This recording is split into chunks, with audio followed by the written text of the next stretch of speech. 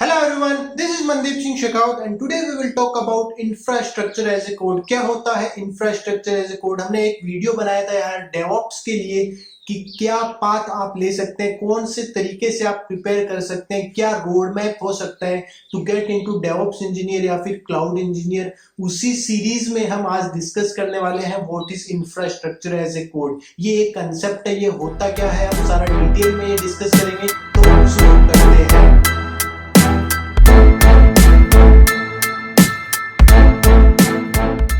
सबसे पहले हम स्टार्ट करते हैं कि इंफ्रास्ट्रक्चर एज ए कोड होता क्या है। हमें यार एक एग्जांपल से समझेंगे, जैसा हम हर वीडियो में करते हैं। यहाँ पे भी हमने एक एग्जांपल लिया है। तो ऐसे समझो कि आपने एक प्रोडक्ट बनाया है। अब इस प्रोडक्ट को आपको पूरी पब्लिक के सामने लेकर जाना है। मतलब आपने पहले अपने लोकल मशीन पे बिल्ड कर लिया, आपने अपने लैपटॉप पे बिल्ड कर लिया, आपने अपने पीसी पर बिल्ड कर लिया। अभी इसको आपको बाकी की जो पब्लिक है, बाकी की जो ऑडियंस है, उसको लिए एक्सेसिबल करना है। तो आप कैसे करोगे? आप मतलब जो सबसे पहली जो दिमाग में बात आती है वो ये कि आप एक सर्वर सेटअप करोगे और उस सर्वर को लोग एक्सेस कर सकते हैं। तो आपने क्या किया? सबसे पहले आपने एक सर्वर खरीदा, आपने एक पीसी खरीद लिया कि ये मेरा सर्वर है, इस पे सारी ट्रैफिक आएगी मेरे प्रोडक्ट के लिए। एक बार आपने सर्वर खरीद लिया, उस पे आप क्या करोगे? फिर आप कुछ नेटवर्किंग कॉन्फ़िगरेशन सेटअप करोगे, जैसे डीएनएस है, सिक्योरिटी कॉन्फ़िगरेशन से बाद में कि कौन सी तरह की आईपीज आपके ट्रैफिक आपके सर्वर को हिट कर सकती है। वो सारी कॉन्फ़िगरेशन सेटअप करने के बाद आप क्या करोगे कि आप जो रिलेवेंट सॉफ्टवेयर्स है, मानो कि आपकी अगर जावा एप्लीकेशन है तो आपको जेडीके इंस्टॉल करना पड़ेगा। ऐसे कुछ भी जो रेलेवेंट सॉफ्टवेयर है सर, जो आपको एप्लीकेशन को डिप्लॉय करने में हेल्प करेंगे, अपाचे सर्वर है, Tomcat, anything which is required to deploy your application. तो वो सारी चीजें आप जो भी सॉफ्टवेयर है वो सारे कॉन्फ़िगरेशंस करोगे। उसके बाद एक बार आपका जो ये बेसिक सेटअप है ये कंप्लीट हो गया, इसके बाद आप क्या करोगे? आपका जो कोड लिखा है, आपका जो कस्टमाइज्ड एप्लीकेशन है वो आप डिप्लॉय करोगे, मतलब वहां पे जाके बिल्ड करोगे। एक बार आपकी एप्लीकेशन बिल्ड हो गई तो फिर क्या कर सकते हैं? लोग उस एप्लीकेशन को एक्सेस कर सकते हैं। तो यार ये एक बेसिक, अगर आप हम पुराने टाइम में जाके सोचे तो ऐसा एक जो बेसिक आर्किटेक्चर जो लोग फॉलो करते थे ऐसे होता था। अभी आप इस आर्किटेक्चर को बड़े स्केल पर एक बार सोच के देखो कि जब मेरे को यहाँ पे एक मशीन सेटअप करनी थी, इसी की बजाय अगर मेरी काफी ज्यादा ट्रैफिक है, अगर हम काफी ज्यादा स्केल पर सोच रहे हैं, तो आपके ऐसे 100 या फिर 1000 या फिर काफी ज्यादा मशीन आपको सेटअप करने पड़ेंगे। तो क्या आप वो मैन्युअली कर सकते हो? क्या आपका एफर्ट वहां पे आप देख पा रहे होंगे कि कितना एफर्ट वहां पे जाएगा अगर आप वो सब एक एक मशीन को मैन्युअली सारे कॉन्फ़िगरेशन सेटअप करोगे, फिर सारा जो सॉफ्टवेयर है वो इंस्टॉल करोगे, फिर एप्लीकेशन अपनी डिप्लॉय करोगे। उसमें काफी ज्यादा अपना मैनुअल एफर्ट जा रहा है। उसको हम सोल्व कैसे कर सकते हैं? उसको हम सोल्व कर पाएंगे जो कंसेप्ट अपना वीडियो का आज टॉपिक है, इंफ्रास्ट्रक्चर एज ए कोड। इसको हम शॉर्ट में आईएसी भी बोलते हैं। आईएसी अपनी सारे मैनुअल एफर्ट को सोल्व करने के लिए हेल्प करेगा। So IAC is a concept which help you to reduce the manual effort. जो भी आपका मैनुअल एफर्ट लग रहा है उसको हम कन्वर्ट कर देंगे ऑटोमेशन में। सारा का सारा काम आपने एक बार अपने कोड लिख दिया कि मेरे को ये करना है, उसके बेसिस पे आप कोई भी अपना इंफ्रास्ट्रक्चर खड़ा कर सकते हो। इतना पावर यार होल्ड करता है infrastructure as a code IAC concept. तो इसको अचीव करने के लिए there are multiple tools available in the market. जैसे हम कुछ एग्जांपल्स ले तो एक टेराफॉर्म है, क्लाउड फॉर्मेशन है, फिर कॉन्फ़िगरेशंस रिलेटेड के लिए हमारे पास एनसिबल, एसएफ है, पपेट है। फिर एप्लीकेशंस डिप्लॉय करने के लिए there are multiple tools available based on the cloud provider. और इन टूल्स के अलावा भी काफी सारे सिमिलर टूल्स है जो भी आप क्लाउड प्रोवाइडर यूज करते हो या फिर ओपन सोर्स टूल यूज करते हो।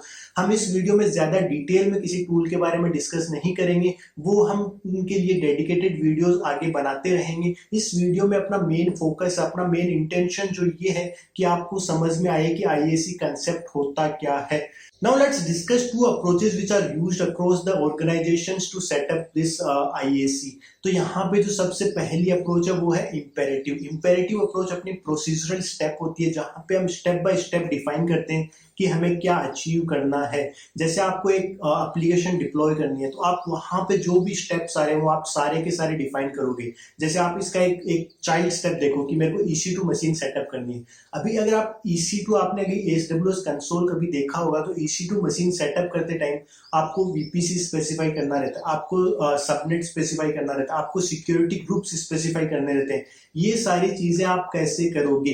तो आप क्या करोगे, एक मतलब AWS CLI कमांड लिख सकते हो जहां पे आप सारी चीजें स्पेसिफाई करोगे कि मेरे को ये करना है, और फिर मतलब फाइनली आपकी एप्लीकेशन उसके ऊपर डिप्लॉय करनी है। सिमिलरली आपको अगर कोई कॉन्फ़िगरेशन सेटअप करनी है तो उसके लिए भी आप स्क्रिप्ट लिखोगे कि मेरे इस EC2 मशीन पे जाओ, SSH करो और यहाँ पे जाके ये कॉन्फ़िगरेशन सेट कर दो। तो यहाँ पे इस अप्रोच में अगर आपको कोई दिक्कत लग रही है तो यार सोचो कि एक तो मेरे को ये है कि मेरे को पता है कि मेरे को EC2 मशीन चाहिए, अभी मेरे को उसके बाकी सारा का सारा स्टेप्स डिफाइन करने पड़ रहे हैं कि मेरे को ये चाहिए, फिर उस पर कौन से सॉफ्टवेयर मेरे को कैसे किस तरीके से इंस्टॉल करना है, वो सब आपको करना पड़ेगा मैन्युअली। तो आप उसके लिए आप स्क्रिप्ट लिख दिया, मतलब आपका ऑटोमेशन तो हो रहा है पर आपका कंप्लीट ऑटोमेशन जो आपका मैनुअल एफर्ट को बिल्कुल जीरो कर दे वो नहीं हो रहा, क्योंकि अगर इस अप्रोच को आप रेप्लिकेट करने की सोचो तो वो अच्छे से नहीं हो पाएगी। इसको सॉल्व करने के लिए अपने पास है नंबर 2 अप्रोच, वो है डिक्लेरेटिव अप्रोच। डिक्लेरेटिव अप्रोच में आप सिर्फ फाइनल स्टेज डिफाइन करते हो कि मेरे को एक EC2 मशीन चाहिए, मेरे को ये एप्लीकेशन डिप्लॉय कर, आपने एक बार स्पेसिफाई कर दिया कि मेरे को ये EC2 मशीन चाहिए। अभी उसको सेटअप करने के लिए जो भी वो स्टेप्स आ रहे हैं बीच में वो आपके स्किप हो गए सारे के सारे, और वो इसी के अंदर आप मतलब अगर क्लाउड फॉर्मेशन की अगर हम बात करें, अगर हम क्लाउड फॉर्मेशन जो मैंने एक टूल बताया था आपको IAC कंसेप्ट को अचीव करने के लिए हेल्प करता है, तो वहां पे आपको क्या करना रहता है, बस एक YAML में आपको कॉन्फ़िगरेशंस डिफाइन करनी रहती है कि आपको एक EC2 मशीन चाहिए, इसका ये सबनेट है, इसका ये VPC है, ये सब हो गया और आपका हो गया EC2 मशीन सेटअप। आपको कुछ भी जो स्क्रिप्ट लिखने वाला काम था वो नहीं रह गया। तो यार ये जो डिक्लेरेटिव अप्रोच है ये काफी ज्यादा स्केलेबल है और IAC को लिए यही यूज होती है मोस्टली सभी ऑर्गेनाइजेशंस में। इंपेरेटिव अप्रोच की मैं एक दिक्कत और बताता हूँ आपको कि मैं इसको क्यों स्केलेबल नहीं बता रहा हूँ, कि आपने एक बार अगर इंफ्रास्ट्रक्चर सेटअप कर दिया, आप उसको अभी टर्मिनेट करना है तो वो कैसे करोगे? तो आपने अगर कॉन्फ़िगरेशंस डिक्लेरेटिव अप्रोच के थ्रू बनाई है तो वहां पे आप सिर्फ स्टेजेस डिफाइन करते हो कि मेरे ये सारे रिसोर्सेज क्लीन अप कर दो, तो वो काफी आसानी से हो जाएगा। इंपेरेटिव में आपको क्या करना पड़ेगा, आपको दोबारा एक नई स्क्रिप्ट लिखनी पड़ेगी जो सिर्फ ये काम करेगी कि आपके जो रिसोर्सेज क्रिएट हुए उनका क्लीन अप करे।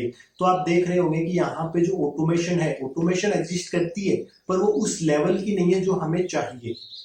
After imperative and declarative approach, there are two other concepts which are related to this. There are two other approaches which are used alongside this imperative and declarative approach. एक तो है आपकी mutable approach, दूसरी है immutable approach. Mutable में क्या होता है कि आपने एक बार इंफ्रास्ट्रक्चर सेटअप कर दिया तो आप उसको चेंज कर सकते हो। इम्यूटेबल में क्या है कि आपने जो भी इंफ्रास्ट्रक्चर एक बार सेटअप कर दिया, कुछ भी आपने जो सेटअप हो गया है आपका वो चेंज नहीं हो सकता। अगर आपको उस एग्जिस्टिंग के अंदर कुछ भी चेंज करना है तो वो पॉसिबल नहीं होगा, और आपको कुछ अगर चेंज चाहिए तो आपको पैरेलली नया इंफ्रास्ट्रक्चर सेटअप करना पड़ेगा।